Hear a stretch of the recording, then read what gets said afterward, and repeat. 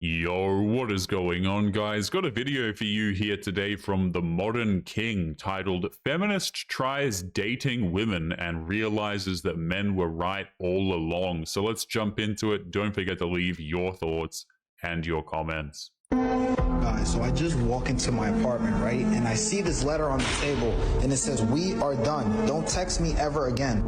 And I guess now my so-called ex-girlfriend completely destroys my whole room, knocks my canvases off the wall, broke my gaming chair, smashed every single one of my monitors, broke my brand new PlayStation 5. This can't be true. I just love, guys, how, like, when women do crap like this, when they damage a man's property, when they just completely trash his possessions, a lot of people don't see an issue with this, especially women, by the way. It's always, oh, he had it coming, or he deserved it, and stuff like this. Me personally, I think that women should be held legally liable when they pull things like this, man. Like, a lot of this equipment here, a lot of these, like, laptops and PC and whatever, I mean, that's a lot of money, right? Like, that's not an insignificant amount that that guy has invested into that. When I see stay-at-home wife, I'm like, oh, that's so nice. Wonder what that's like. And then I see stay-at-home girlfriend, and I'm like, oh. There is no hate and jealousy quite like female empowerment, I'll tell you. Oh, you're a stay-home girlfriend? Yeah, he's trying to control you. Oh, you work your life away? He's not taking care of you right. Oh, you cook for him? Are you stupid? He could cook for himself. Oh, you don't cook for him? Oh my God, you're such a lazy. Y'all hate each other more than any man. Y'all love each. I mean, I agree with this as well. It's like, no matter which way men go, apparently we're in the wrong. You know? You provide for a woman, and then all of a sudden she has an issue with it, right? The other women have an issue, they get jealous, right? They think that you're controlling. But if you don't provide for your woman, then you're a loser. She needs to ditch you. She needs to find a man who's better off. She deserves better, and so on and so forth, right? This is why a lot of guys just don't interact with women at all, is like these double standards are absolutely insane. They clearly just don't like men. That's really what it boils down to. Each other until one starts doing better. Or you'll lie to each other long enough to when you get that one big blowout, you finally say it, "You're fat and ugly," and then the relationship's over. I swear, the average best friendship of a lady's 2 years. A dude's like 10 years, and I barely like the guy.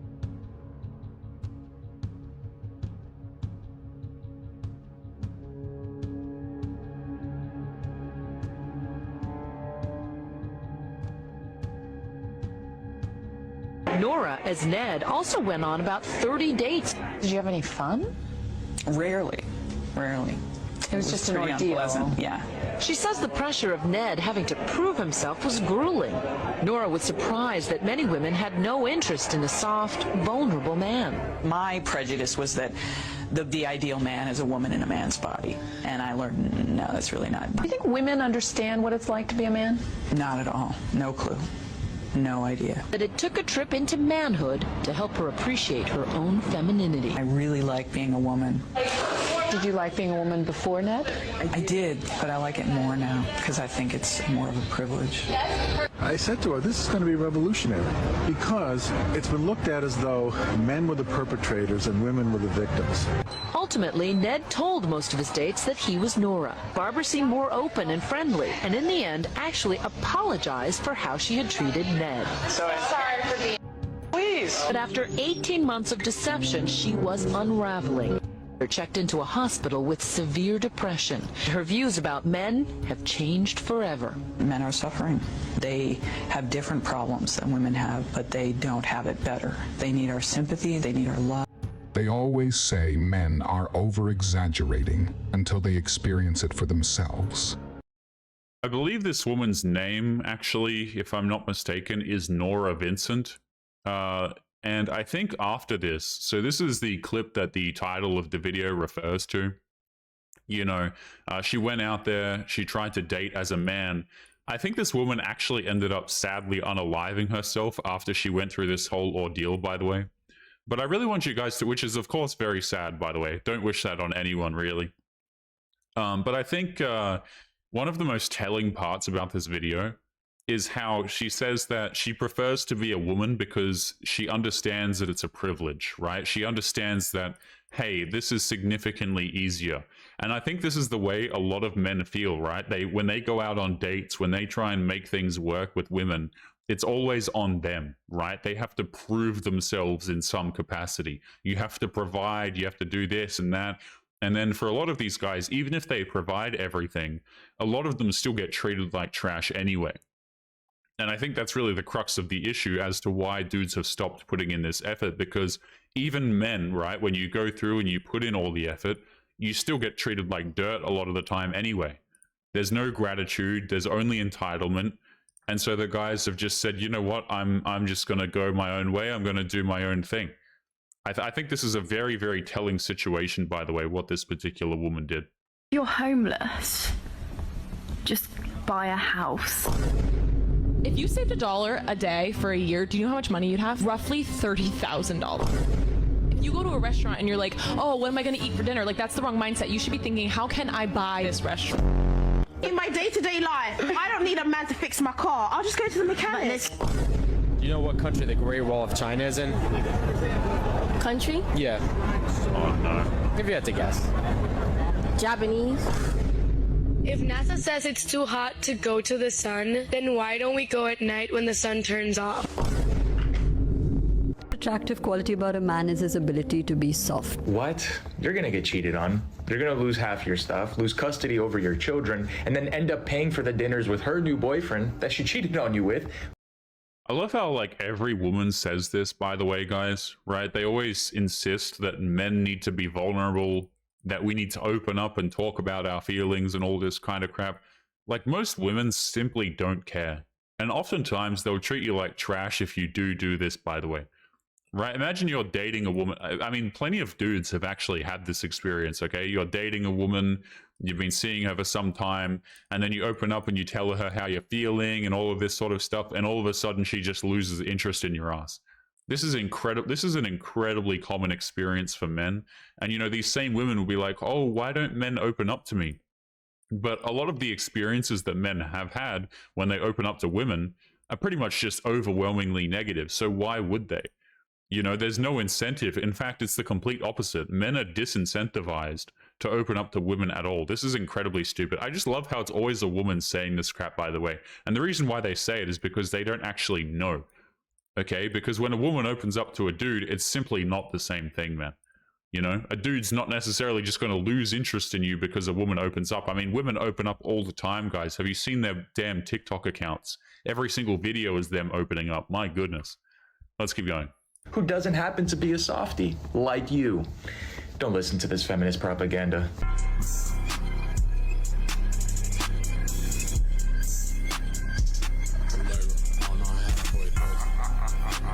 Weird that there's no like national holiday celebrating like single women in their mid-30s who have yet to find a husband or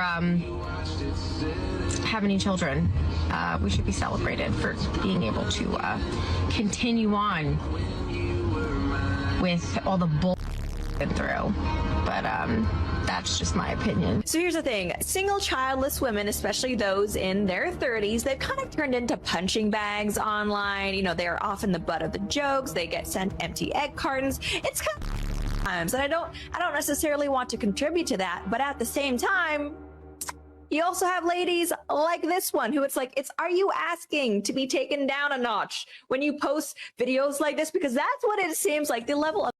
I mean, let's be honest, okay? Right? The reason why everybody roasts these women is because they did it to themselves. They're on the internet complaining publicly about something that they had a great degree of control over. So it's not like these women are... you know, like, they did it to themselves is what I'm trying to say here, man. All of these women who complain about being single, being childless at 35, all of these sorts of things, it's not like these women have not had plenty of opportunity to not be that, okay? It's just that none of the men that they could get, right, that they could get, actually live up to their standards. And so they spend decades of their life chasing bad boys, chasing men who are quite frankly out of their league, as much as I hate to define leagues. And then they end up at 35 years of age, alone and single. Like, why am I going to feel, why is anybody, for that matter, going to feel empathy or sympathy for these people whose entire problems that they're complaining about are entirely self-inflicted. I mean, it's stupid. I think that empathy should be reserved for people who actually deserve it, not these 35-year-old women complaining on TikTok. Of entitlement to think that you deserve a national holiday for essentially completing nothing, achieving nothing. I mean, what, you need another excuse to day drink? You clearly do so already. Ooh. And babe, can you get extra water for the trip? Yeah, I got you. Why's my music not playing?